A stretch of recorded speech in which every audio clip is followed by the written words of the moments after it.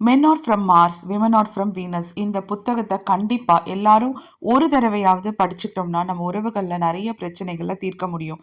புதுசாக கல்யாணம் ஆகியிருக்கவங்களும் சரி, கல்யாணமாகி 40 வருஷமா இன்னமும் என் ஹஸ்பண்டை புரிஞ்சுக்க முடியலைங்கன்னு ஸ்ட்ரகிள் பண்றவங்களும் சரி, இந்த புக் ஒரு முக்கியமான கருவி. நம்ம ஊர் அஸ்ட்ராலஜிலேயே பெண்களை சுக்கிரனாவும் ஆண்களை செவ்வாயாவும் தாங்க சித்தரிக்கிறாங்க. அப்ப 2 பேருக்கும் வெவ்வேறு குணம் இருக்கும். இவங்க 2 பேரும் ஒண்ணா சேர்ந்து எப்படி பயணிக்கிறது? இவங்களுக்குள்ள எப்படிப்பட்ட காமன் லாங்குவேஜ் வர்றது? யோசிக்கிறதுல இருந்து, எப்படி ஃபீல் பண்றாங்கன்றதுலருந்து, எப்படி ஆன்சர் பண்றாங்கலேருந்து எல்லாமே வித்தியாசமா தாங்க இருக்கும். இது புரியாம தான் நெறைய உறவுகள்ல பிரச்சனை வருது. ஆண்கள் எப்பவுமே பிரச்சனைய சால்வ் பண்ணணும்னு நினைப்பாங்க. இதுக்கு லாஜிக் என்ன? இதுக்கு சொல்யூஷன் என்ன? அதுல தான் அவங்க ஃபோக்கஸே இருக்கும். மோஸ்ட்லி அவங்க யோசிக்கிற மோட், அதாவது சைலண்டா போயிருவாங்க. ஆனா பெண்கள் பார்த்தீங்கன்னா, ஒரு பிரச்சனைக்கு பேசி பேசி பேசணும் அவங்களுக்கு. எமோஷனலா அவங்க வந்து யார்கிட்டயாவது பேசிட்டா அவங்களுக்கு பிரச்சனை தீர்ந்து போயிடும்.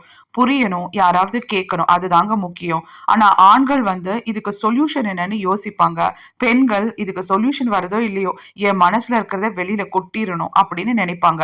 இதுவே மிகப்பெரிய டிஃபரன்ஸ். ஒரு பிரச்சனை வந்தா ஆண்கள் எப்படி ரியாக்ட் பண்ணுவாங்க, பெண்கள் எப்படி ரியாக்ட் பண்ணுவாங்கன்னு பார்க்கலாம். ஆண்கள் மோஸ்ட்லி அமைதியா போயிடுவாங்க. அதாவது கேவ் மோடுக்கு போயிடுவாங்க.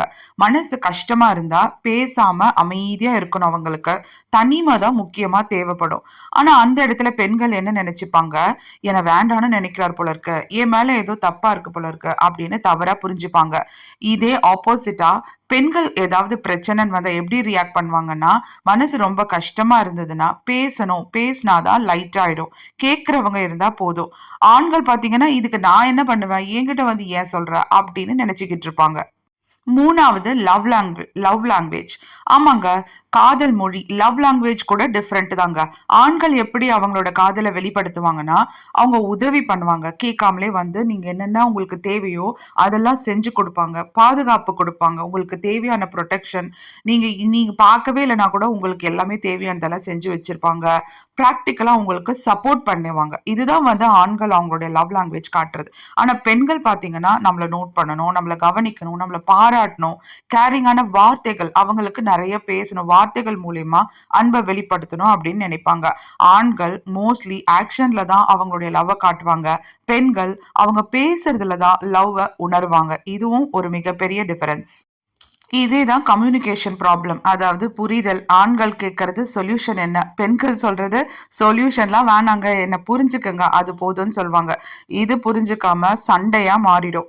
5வது பார்த்தீங்கன்னா எமோஷனல் வேவ்ஸ். பெண்கள் உணர்ச்சிகளை அலை மாதிரி இருக்குங்க. ஒரு நாள் ரொம்ப சந்தோஷமா இருப்பாங்க, ஒரு நாள் ரொம்ப லோ மூட்ல இருப்பாங்க. இது ப்ராப்ளம் இல்லை, இதுதான் நேச்சர். இதை அண்டர்ஸ்டாண்ட் பண்ணிக்கிட்டு இதை அக்செப்ட் பண்ணிக்கணும். இப்ப ஆண்களுக்கு என்ன தேவைன்னா, அவங்கள பாராட்டணும். சின்ன விஷயம் செஞ்சா கூட பாராட்டி பாருங்க. உங்க மேல அஃபெக்ஷன் தானா வந்துரும். அவங்க மேல முக்கியமா நம்பிக்கை வைக்கணுங்க. சின்ன சின்ன விஷயத்துக்கெல்லாம் கூட அவங்க தப்பு பண்ணிடுவாங்க. அவங்க இப்படி பண்ணியிருப்பாங்களோ அப்படின்லாம் இல்லாம ட்ரஸ்ட், நம்பிக்கை வைக்கணும். அவங்க எப்படி இருக்காங்களோ அவங்க அக்செப்ட் பண்ணிக்கணும். நெறைய வீடுங்கள்ல பார்த்தீங்கன்னா, ஆண்கள் நீங்க டிவி பார்த்துக்கிட்டே இருக்கீங்க, நைட்ல லேட்டா தூங்குறீங்க, நீங்க என் கூட பேசுறதில்ல, நீங்க ஃப்ரெண்ட்ஸ் கூட அப்படியெல்லாம் வந்து கம்ப்ளைண்ட் பண்ணிட்டே இல்லாம, அவங்க எப்படி இருக்காங்களோ அவங்கள அப்படியே அக்செப்ட் பண்ணணும். ஸோ வந்து கிரிட்டிசிசம் எப்பயுமே அவங்கள குறை சொல்லிட்டே இருக்கக்கூடாது. கண்ட்ரோல் பண்ண நினைக்கக்கூடாது. இதெல்லாம் நீங்க மாத்திக்க வேண்டியிருக்கும். ஆனா பெண்களுக்கு என்ன தேவை அப்படின்னா, அவங்களுக்கு கேர், அஃபெக்ஷன், அவங்களுக்கு வந்து நெறைய பேசணும். இவ்வளதாங்க. யாரையுமே மாத்தவே முடியாது. பெண்கள் வந்து ஆண்கள மாத்திரலாம்னு நினைப்பாங்க, முடியாது. ஆண்கள் பெண்கள மாத்திரலாம்னு நினைப்பாங்க, முடியாது. யாரையும் கண்ட்ரோலும் பண்ண முடியாது. ஒரே ஒரு விஷயம் தான், அவங்க இப்படிதான் அப்படின்னு புரிஞ்சுட்டு அக்செப்ட் பண்ணிக்கணும். இது மட்டும் பண்ணினாவே உறவுகள் மேம்படும். வீடியோ புடிச்சிருந்தா மறக்காம லைக் பண்ணி, சப்ஸ்கிரைப் பண்ணி உங்க ஃப்ரெண்ட்ஸுக்கும் ஷேர் பண்ணுங்க.